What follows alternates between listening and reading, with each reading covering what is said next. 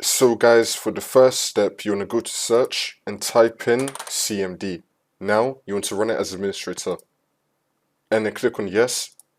And now once you're on this, you want to type in net space user space administrator space / active : yes. And then click on enter.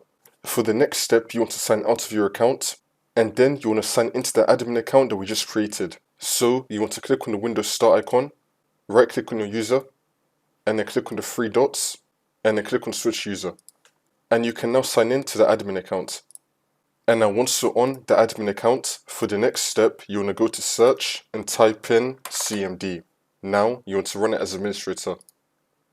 And now once you're on this, you want to type in sfc space / scan now, and then click on enter. And you now want to run the scan.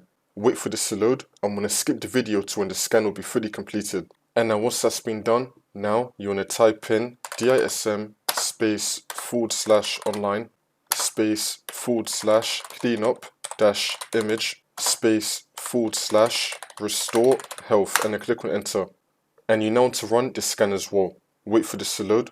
And now once that's been done, for the last step, you want to restart your computer. And this should now fix your problem.